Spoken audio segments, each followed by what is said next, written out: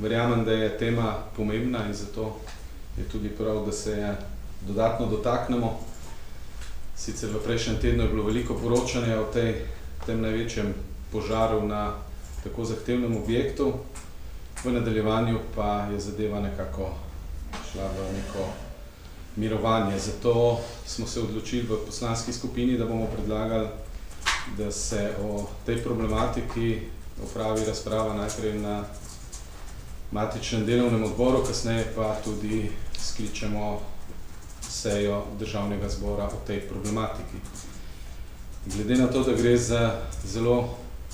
obširen požar, ki je bil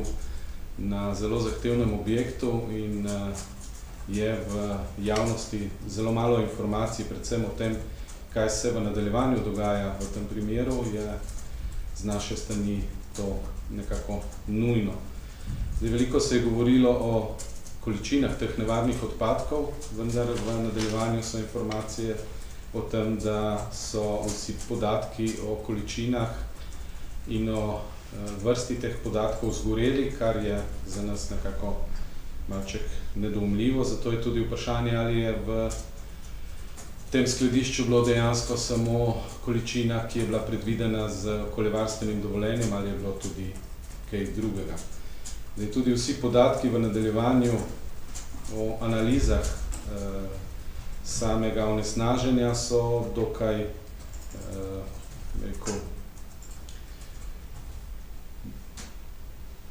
niso v celoti podani in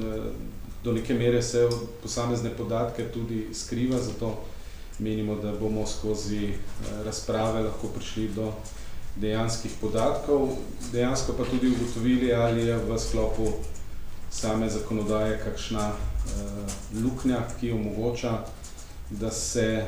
tako nevarne odlagališča odpadkov umešča tudi v dejansko naseljena območja, gosto naseljena območja v primeru Vrhnike in tudi na zavarovana območja, kot je Natura in Krajinski park.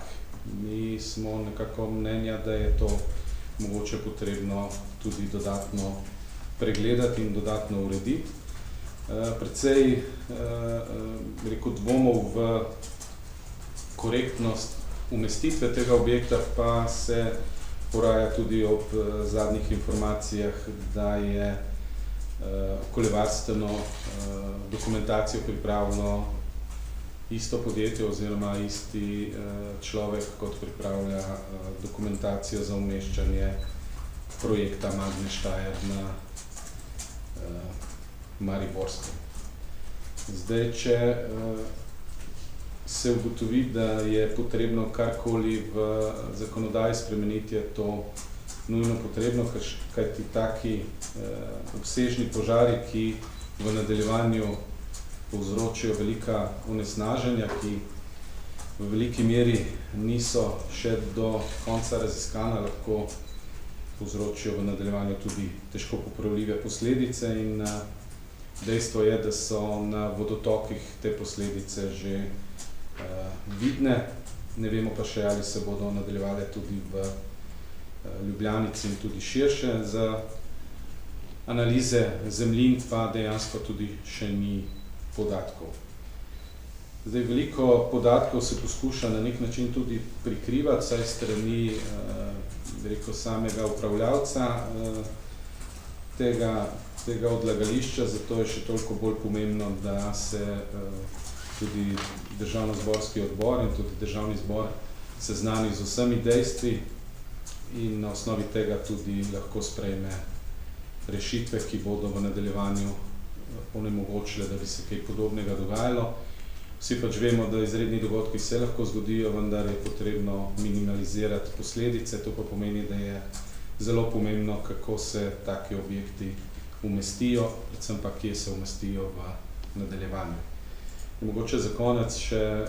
tudi z naše strani vse čestitke in pohvale za interventno delo, tako civilni zaščiti kot gasilcem v tem primeru. Ponovno ugotavljamo, da v izrednih situacijah so te službe učinkovite, zatika pa se pri nadaljevanju in pri odpravljanju katerekoli ali naravne nesreče, pa tudi takega primera. Se pravi, interventne službe svoje zelo dobro oddelajo, tudi primerne ukrepe sprejemajo, v nadaljevanju pa se ponavadi zadeva zelo počasi odvija in v izogib kakršnimkoli nevarnim posledicam je potrebno tudi s strani Državnega zbora, predvsem Odbora za okolje in prostor, ukreniti vse potrebno. Nekaj o vlogi ministra Židana pri tej zadevi, pri kakšnem dovoljenju mogoče, lahko kaj več poveste, če to drži? No, mislim, da bo razprava na odboru tudi okrog tega, kaj povedala, verjetno gre za povezavo istega podjetja oziroma istega človeka, ki pripravlja okoljevarstveno dokumentacijo za umestitev Magne Steyr v Hočah in ista firma, isti človek je pripravljal tudi okoljevarstveno dovoljenje za umestitev tega odlagališča v primeru Vrhnike, tako da z tega naslova se mogoče govori o nekih povezavah, več pa ni. Kdaj lahko pričakujemo torej to sejo odbora in potem tudi sejo Državnega zbora? No, mi bomo pobudo takoj posredovali, pričakujemo seveda tudi sopodpisnike strani tako koalicije kot opozicije ostalih poslanskih skupin, ker menimo, da je ta problematika pomembna, urgentna in jo je potrebno tudi zelo hitro obdelati in sprejeti tudi primerne ukrepe v primeru, da se ugotovi, da so kakršnekoli pomanjkljivosti, predvsem v postopkih umeščanja takih objektov.